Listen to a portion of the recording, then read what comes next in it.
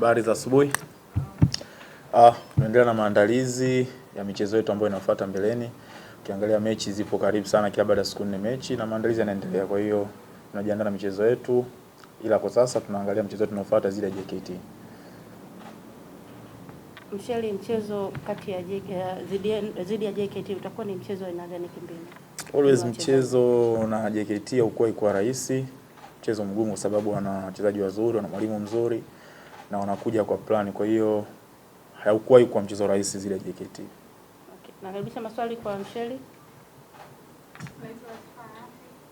Swali langu kwa Msheli ni kuelekea mechi ya JKT wametoka kupoteza kwenye uwanja wa ugenini, nyinyi mmetoka kushinda.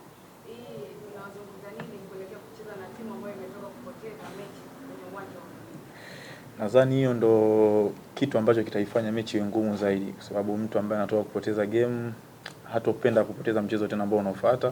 Kwa hiyo atakuja kwa tahadhari, atakuja kwa umakini ili kupata matokeo kwa mchezo huu ambao upo mbeleni, kwa sababu bado mchezo uliopita umepoteza zidi na Polisi, ilikuwa Arusha. Kwa hiyo haiwezi kuwa mechi rahisi, mechi ngumu sana. Wanahitaji kushinda mchezo huo.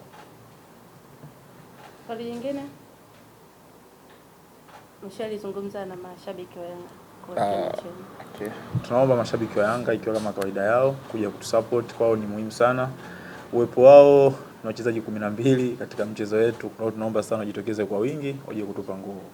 Shukrani sana. Hivi unajua kwa nini makampuni makubwa duniani hayaachi kujitangaza kila siku, licha ya kwamba tayari yanafahamika? Sasa kama una biashara au kampuni lakini hujitangazi, customers wapya watakujua vipi?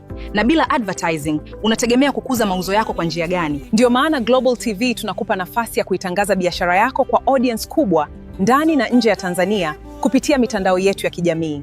Advertising kupitia Global TV inaongeza brand visibility yako, inakufikisha kwa customers wapya na kuongeza nafasi ya bidhaa au huduma zako. Na habari nzuri zaidi, bei zetu za matangazo ni rafiki. Iwe una biashara ndogo, ya kati au kampuni kubwa, kuna nafasi inayoweza kukufaa. Usiache biashara yako isubiri kugunduliwa. Ipe visibility inayostahili.